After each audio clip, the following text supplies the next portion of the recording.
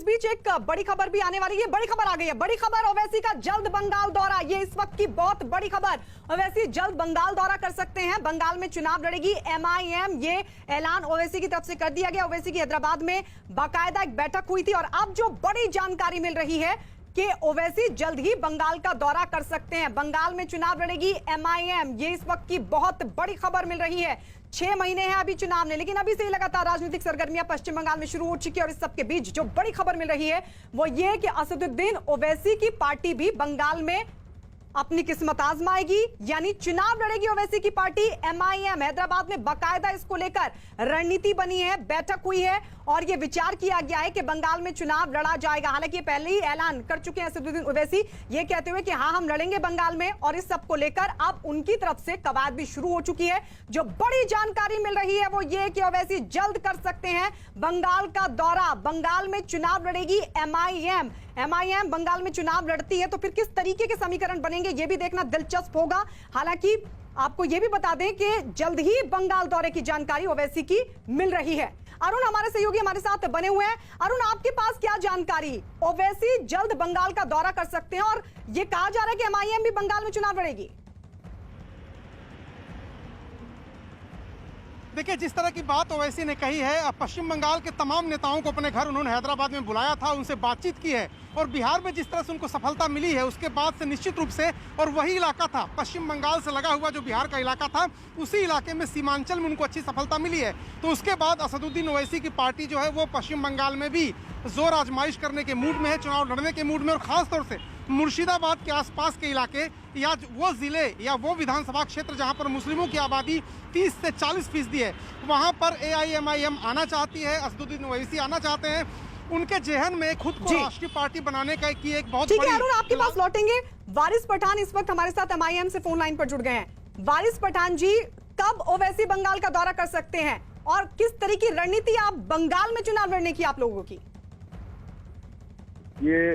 ये तो अभी पार्टी डिसाइड करेगी, ओवैसी साहब डिसाइड करेंगे। अभी ओवैसी साहब ने हाल ही में बंगाल की जो हमारी टीम थी उनसे मीटिंग ली है बंगाल को चुनाव के मद्देनजर रखते हुए।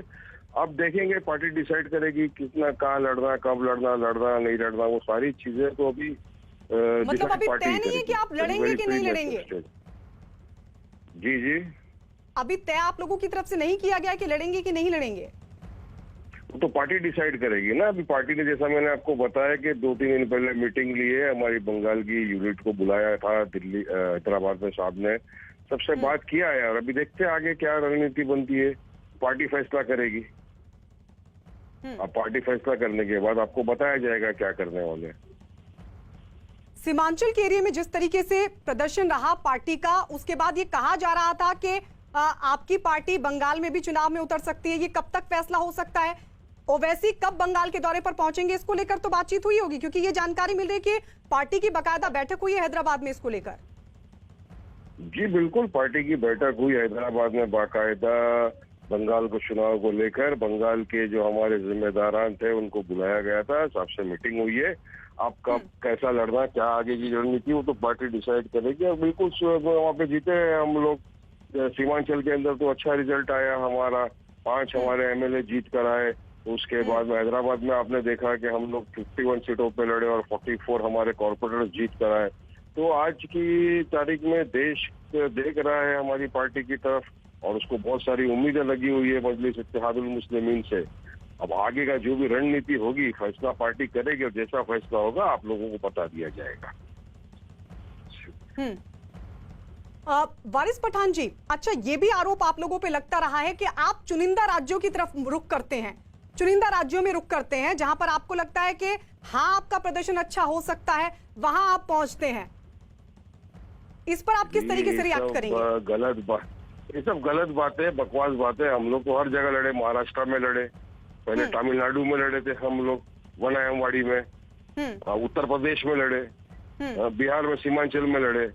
तो ये सब बातें, सब ऑपोजिशन की ये सब बातें रहती है, हम इस पे ध्यान नहीं देते। हमारा वर्क इज अवर आइडेंटिटी, हम काम करने में मानते हैं और डेमोक्रेसी है, डेमोक्रेसी ने सबको अधिकार दिया है जहाँ चाहे चुनाव लड़े। तो डेमोक्रेसी के अधिकार को पूरा पालन करते हुए चुनाव लड़ते हैं, हर पार्टी लड़ती है, हम भी लड़ते हैं उसमें। तो ऐसा नहीं है कि सेलेक्टिवनिज्म हम दिखाते हैं, लड़ते हैं हर जगह पे। अब तो कब तक आपकी पार्टी तय करेगी बंगाल को लेकर, क्योंकि 6 महीने का सिर्फ वक्त बचा है चुनाव? जी वारिस पठान जी, 6 महीने का वक्त महज बचा है। तमाम जो राजनीतिक दल हैं, चाहे बीजेपी हो, तृणमूल कांग्रेस, सबने अपनी जो तैयारियां वो शुरू कर दी हैं बहुत पहले से।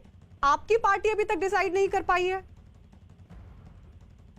देखिए, इसीलिए तो मैंने बताया कि 2 दिन पहले हमारे सदर जनाब बैरिस्टर असदुद्दीन ओवैसी साहब ने हैदराबाद में हमारे बंगाल के जिम्मेदारों को बुलाया था, उनसे चर्चा की है। अब चर्चा क्या करने के बाद जो भी फैसला आएगा वो इस तरह टीवी पे तो अभी नहीं बोल सकते हैं ना। अब जो भी पार्टी की रणनीति होगी, जो भी फैसला लेगी, वो बाद में साफ आपको बोल देंगे। प्रेस कॉन्फ्रेंस के जरिए आप तक बात पहुंच जाएगी। लड़ रहे हैं, अगर लड़ते हैं आप बंगाल में चुनाव, लड़ते हैं आप बंगाल में चुनाव, तो किसके साथ मुकाबला? इसमें बताना उचित नहीं है। हाँ नहीं, मैं समझ गई वारिस पठान जी, ठीक है, आप अपनी रणनीति नहीं बताना चाहते, वो आपका अधिकार है, लेकिन किसके साथ मुकाबला मानते हैं आप बंगाल में? बंगाल में तो है, ममता दी है, भाजपा है। हम बंगाल के अंदर हमारे पास डेटा है कि वहाँ के काफी जो माइनॉरिटीज है उनकी तरफ से जो बात आ रही है, वो अब तक उनको ऐसा लग रहा है कि हमको निग्लेक्ट किया गया है। ठीक है, शुक्रिया वारिस पठान जी। यानी एमआईएम बीजेपी को भी मुकाबले में मानती है, हालांकि टीएमसी ये कह रही है कि बीजेपी का कोई जनाधार नहीं है, बीजेपी है ही नहीं, पूरा बंगाल टीएमसी का है। हमारे साथ एमआईएम के नेता वारिस पठान जुड़े थे, जो कह रहे हैं कि बहुत जल्द रणनीति सामने आ जाएगी। हालांकि हैदराबाद में बैठक हुई है, ओवैसी का दौरा हो सकता है। शेष नारायण जी, आपके पास आते हुए, ओवैसी का दौरा, बंगाल में चुनाव लड़ने की एमआईएम की कोशिश, इसको आप किस तरीके से देखते हैं? और वारिस पठान कह रहे हैं कि उनका मुकाबला है, मतलब वो मुकाबले में बीजेपी को भी मानकर चल रहे हैं, जबकि टीएमसी खारिज कर रही है। नहीं, वो बीजेपी से ही उनका मुकाबला होगा। और वो टीएमसी के जो मुस्लिम तुष्टीकरण का जो आरोप है, 35%, 40%, 50% तक कुछ मुसलमान कुछ जिलों में हैं, उनके लिए जो सेवा कर रही है पिछले 10 साल से ममता बनर्जी, उसी को पंचर करेंगे वो मुसलमान उनकी तरफ चले जाएंगे, ममता बनर्जी वैसे ही हार जाएंगी। तो मुकाबला तो उनका बीजेपी से ही होगा, क्योंकि बीजेपी हिंदू तो कोई नहीं वोट देने वाला इनको। तो जाहिर है कि जो रेडिकलाइज्ड मुसलमान है, जो मुसलमान मतलब इस मुल्क को अपना मानता है, जो मानता है कि 1857 में अंग्रेजों ने हुकूमत बहादुर शाह जफर से ली थी, तो उनको 47 में उन्हें जिन्ना को देना था, तो उस तरह का जो मुसलमान उन्हीं के साथ रहता है, उसे ओवैसी के साथ ही रहता है। और एक बात और, आजादी की लड़ाई में महात्मा गांधी के लिए, कांग्रेस के लिए जो रोल मोहम्मद अली जिन्ना का था, जिन्ना की वजह से सारा कांग्रेस यूनाइट हो जाती थी, वैसे ही आज असदुद्दीन ओवैसी जो हैं, सबसे बड़ी पार्टी है बीजेपी, उसके लिए उनका रोल है कि जहां पे वो जाएंगे वहां हिंदू भाग खड़ा होगा उनसे, तो अपनी सिक्योरिटी के लिए बीजेपी में जाएगा। ये हमने बिहार में भी देखा, हर जगह देख रहे हैं, बंगाल में भी देखें। तो ममता की कुंडली में लगता है इस साल सत्ता लिखी विखी नहीं है, लड़ाई जरूरी है। यानी ध्रुवीकरण का कारण